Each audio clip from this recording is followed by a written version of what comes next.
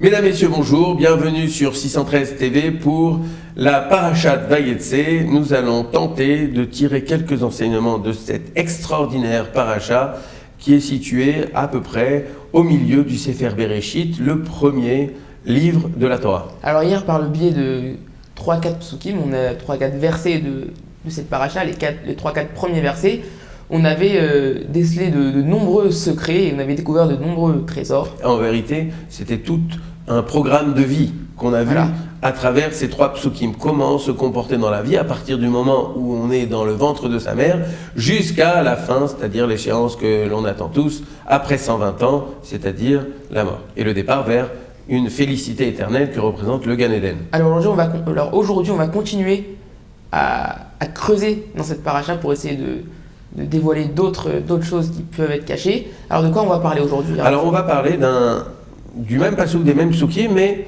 il y a une autre notion dans ces psukim, c'est toujours le début de la parashat Vayetze, et on dit que lorsqu'il a rencontré l'endroit, lorsque Yaakov a rencontré l'endroit, eh bien cela évoque la création d'une tfila quotidienne, la tfila, la prière de Ma'arif, de Harvit, la prière du soir.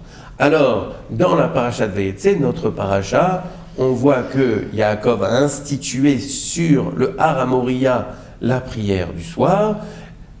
Dans la parasha de Chayei Sarah, c'est Yitzhak qui avait institué la parasha de Mincha. Et encore avant, dans les parashiot, c'est-à-dire dans la parasha de Vayera, c'est Abraham qui avait, lui, créé la prière du matin, la prière de Shacharit. Alors, c'est de ça dont nous allons parler dans les prochaines minutes et même demain. C'est la création des 3 tfilotes, les 3 tfilotes qui sont la colonne vertébrale de notre journée, puisque nous nous rendons chaque matin, chaque après-midi, chaque soir dans les synagogues pour réciter ces 3 tfilotes. Alors comment ça se présente? Abraham, il s'est levé un matin, il a dit tiens, on va créer une tfila, une prière, ça va s'appeler Shacharit. Comment ça a été institué exactement? Alors il faut savoir effectivement que le texte que nous avons des tfilotes, alors que nous soyons Sfarad, que nous soyons Ashkenaz ou que nous ayons adopté les coutumes des Chassidim, donc que nous prions Sfarad, quelles que soient les coutumes que nous avons, les textes ne sont pas issus des tfilotes des Havot. Les textes sont beaucoup plus postérieurs et ils datent de la Knesset Agdola, c'est-à-dire la grande assemblée. À l'occasion donc de la réunion de cette grande assemblée, les tfilotes ont été institués, mais pas totalement, puisque les sages de la grande assemblée ont effectivement écrit les prières, les différents passages, mais ce n'est que plus tard, c'est Shimon Apikoli à Yavne qui a définitivement finalisé la tfila. Alors, on va préciser depuis le début à nos téléspectateurs que quand on parle de tfila, c'est la Hamida, c'est le Shmoné Esrei, c'est la prière principale avec le Kiryat Shema que l'on récite matin, midi et soir. D'accord, donc on récite ce qu'on appelle la Hamida, la Shmoné Esrei, on la récite 3 fois par jour, mais pourtant c'est la même, donc ils ont instauré simplement la récitation de cette prière.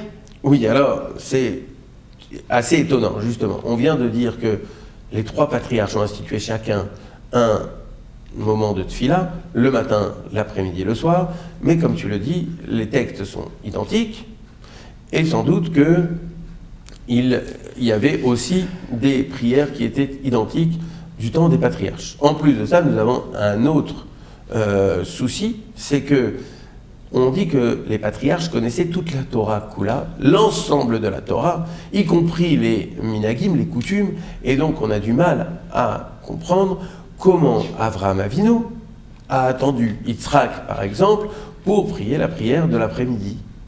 On peut imaginer que la prière de l'après-midi était récitée par Avraham Avinu avant même que Yitzhak ne l'ait instituée. D'accord. Moi, ce qui m'étonne également, c'est que dans la première bénédiction donc de la Hamida, on dit Eloké Avraham, Eloké Yitzhak, mais Eloké Yaakov, ça s'appelle la bracha des Avot.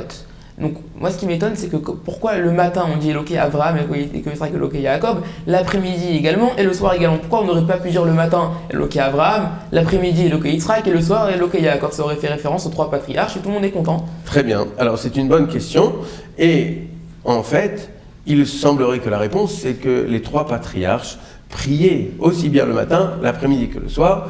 Autrement dit, Abraham Avinu n'a pas attendu ni Yitzhak ni Yaakov pour prier. Simplement, nous avons différents avis parmi les commentateurs. Alors par exemple, Rabbeinu Tam, il dit qu'il a commencé à prier, Abraham Avinu, il a commencé à prier la prière de Mincha lorsque son fils l'a institué. Mais il l'a institué de son vivant. Et donc, en fait, il a attendu que Yitzhak l'institue pour prier. On sait que Yitzhak Avinu a institué la prière de Mincha lorsqu'il a rencontré, juste avant de rencontrer Rivka, et donc il avait à l'époque 40 ans, puisque quand il s'est marié, il avait 40 ans, donc c'était peut-être juste un petit peu avant, et donc si Yitzhak avait 40 ans, Abraham Avinu en avait 140, et donc comme il a vécu jusqu'en 175 ans, au moins 35 ans, il a prié la prière de Mincha. D'autres commentaires disent qu'il avait l'habitude de prier Mincha depuis toujours, mais simplement il ne le faisait pas en public. D'autres encore disent qu'il le faisait lui, mais qu'il n'a demandé à son entourage de ne prier Mincha que lorsque Yitzhak l'a institué. Donc en fait on voit que tous les commentateurs disent qu'il y a un souci par rapport à cette question. Que faisait Abraham Avinu pour prier Mincha? Est-ce qu'il priait vraiment Mincha avant que Yitzhak ne l'institue? Alors, est-ce qu'on peut dire qu'il l'a prié entre guillemets officiellement au moment où Yitzhak l'a instauré? Est-ce qu'on peut dire qu'il priait également l'après-midi, mais c'était pas de manière officielle, c'était uniquement pour parler avec Hachem, pour le remercier, pour lui faire des demandes, des bakashot?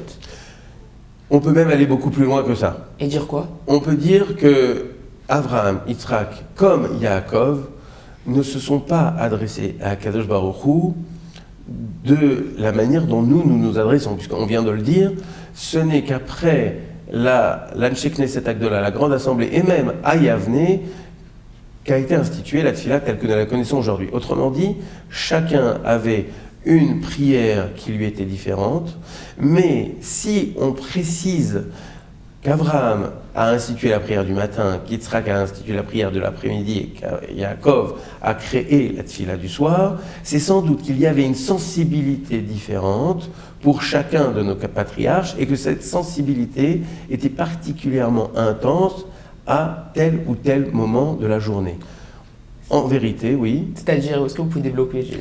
Oui, en fait, il est évident que notre état d'esprit, le matin, notre état d'esprit l'après-midi ou encore le soir, n'est pas la même chose. Et d'ailleurs, ce ne sont pas des moments identiques dans la journée, mais plus que ça, la manière dont on évoque la création de cette filote n'est pas la même. Si on prend, par exemple, le cas de la prière du matin, on dit qu'Abraham Avinu s'est tenu debout devant Akadosh Baruch Hu. Pour Yitzhak, le terme est totalement différent, puisqu'on dit qu'il a conversé dans le champ, c'est-à-dire que c'était une sorte de conversation. Et pour Yaakov, pour évoquer la création de la tefila du soir, on vient de l'évoquer dans le passouk qu'on a décortiqué hier, c'est qu'on dit qu'il a rencontré l'endroit. À chaque fois, ce sont des termes différents. À chaque fois, Rashi nous éclaire, il nous dit, aussi bien pour Abraham quand il s'est tenu debout, que pour Yitzhak lorsqu'il a conversé dans le champ, ou que pour Yaakov quand il a rencontré l'endroit, à chaque fois, c'est une institution d'une tefila. Pourquoi les termes sont différents? Pourquoi les moments aussi sont complètement différents? Puisque là, c'est le matin, pour l'autre, c'est l'après-midi, pour le soir, c'est pour Yaakov. Eh bien, c'est de ça dont nous allons parler demain. On vous laisse un petit peu dans le suspense, essayez de creuser, demandez à votre entourage. Si vous avez trouvé, n'hésitez pas à nous appeler dans nos studios de 613 TV. On vous attend pendant 24 heures, on fera les tfilotes Bli Neder et on vous retrouve en attendant demain pour la réponse à toutes ces questions. À demain.